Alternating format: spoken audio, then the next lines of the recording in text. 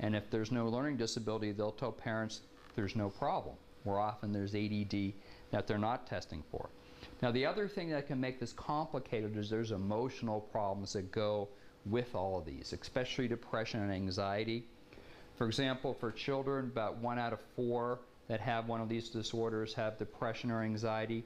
With adults, 85% of adults with ADD have anxiety or depression with it. And often that gets diagnosed first and the ADD gets missed. So that tends to be really important. Even things like allergies, ear infections, sleep problems, physical things are more common with ADD.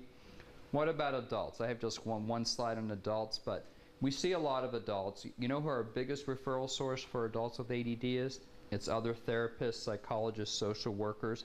They're doing marital therapy. And the one person, let's say it's the husband, keeps doing the same thing. He keeps forgetting to pay the bills, he's impulsive, he's gambling the money, he's forgetting to pick up the kids at daycare, and he's really trying, but the same things keep happening. We see problems in families. Remember what I said, you could have 8 kids and they could all have this? Usually if you have a number of kids with this, one of the parents has it too. So imagine having all these kids with ADD or autism or Asperger's and having one of the parents with ADD, and you have to be organized and consistent and structured and try to remember what consequence you gave to who, and then you have to follow through. It can be very, very difficult. So that's another way we kind of end up working with parents when we try these techniques. The parents mean well, but they just can't do it consistently. And the other spouse usually tells us that the one that they think is ADD isn't doing their job, but they're trying. It affects work. Adults with ADD are very bright, but often they underachieve in work. They're often in sales, and they're really good with people. They're not good with organization. They don't turn their expense reports in. They don't turn their tax reports in. I run an adult ADD support group in the room next door. And I remember a couple years ago, one of the adults who was a contractor told me, this was when the economy was good, he said, you know, I'm really having a hard time in my business. And I said, well, you don't have a lot of work? He says, no, I have a lot of work, but I don't have a good cash flow. And I said, well, what's happening with that?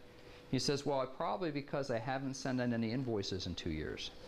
And I said, yeah. I said, well, I keep meaning to do it, but I get distracted and it's really boring. So, you know, he decided obviously to hire someone to do that, which really helped him, but it's that paperwork.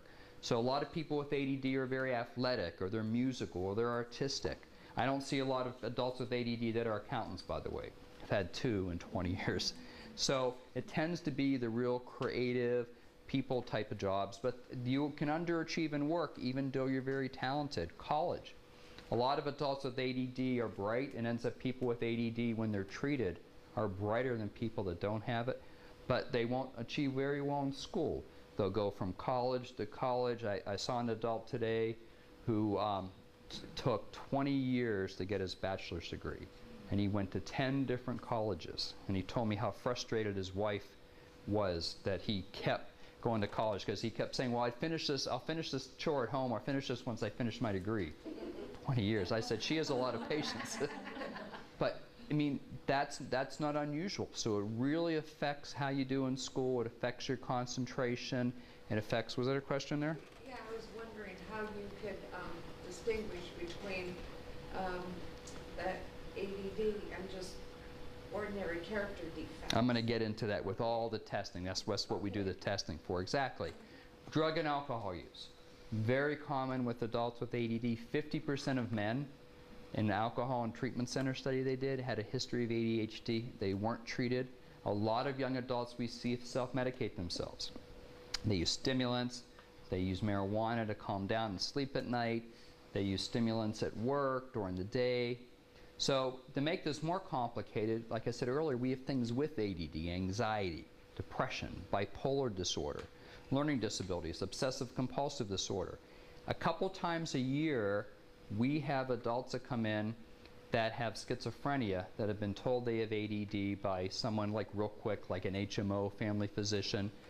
They're given Ritalin and they come in and they say, this medicine's making me feel crazy, and we test them and they actually have something like schizophrenia. I'll show you, I think I have a picture of, I might have a picture of one of these, but it's totally, totally different brain map than someone with ADD. Let me get more detailed about what AD is. There's 3 core characteristics. The first one is inattention.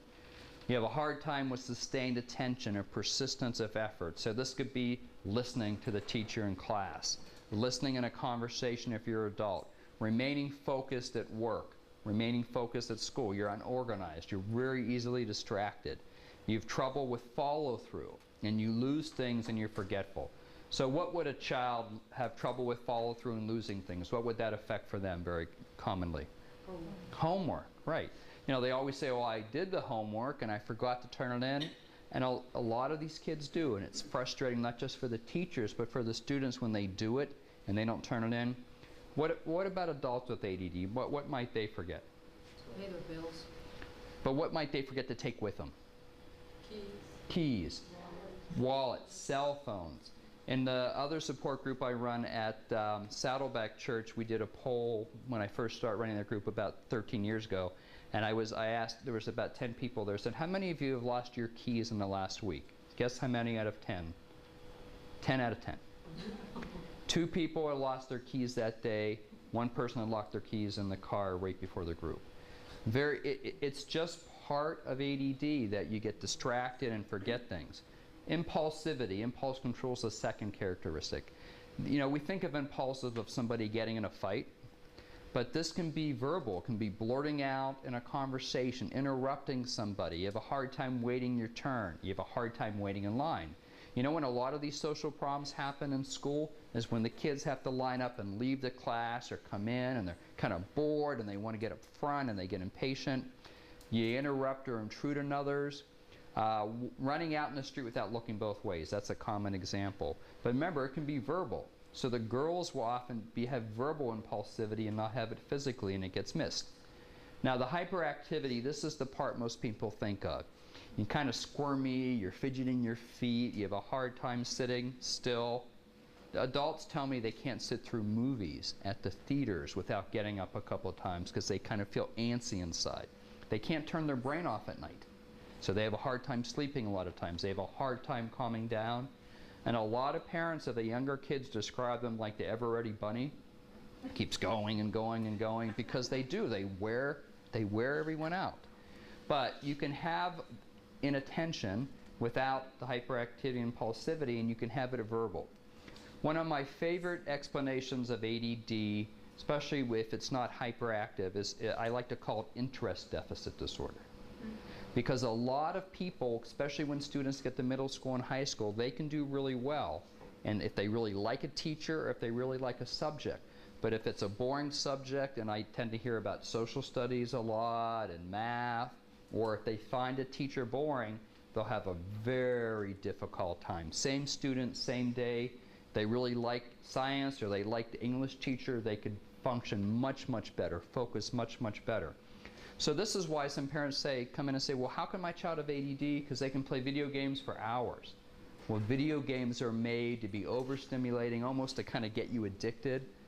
But my analogy is doing homework for a child like with ADD is like one of you doing your taxes every night, having to do your taxes every night. Not fun, huh? Let's talk about autism. Autism, I think, is on the other extreme. There's 3 core characteristics of autism we look for. The first is impairments in social interaction. This can be something subtle, such as not, really having a good idea how to make friends, but it can be significant enough where they might not even acknowledge a child who's sitting right next to them playing with the same toys. They have impairments in communication. This can be very subtle in terms of how they talk and repeat and kind of parrot things, to having severe speech problems and being with kids that are severely autistic being almost nonverbal. And then they have these restricted or stereotype behaviors. Some of the behaviors are kind of unique to autism. You don't see with other things like flapping your arms, rocking back and forth, walking on your toes. Some of these behaviors are kind of unique, but not all kids have those real classic behaviors. Autism is usually diagnosed the youngest of all these areas, typically before 3, and that's because of the speech concerns. Nowadays, the pediatricians are trying to screen this at 18 months, and the regional centers, which we were talking about earlier, are available to help do screening for kids that, the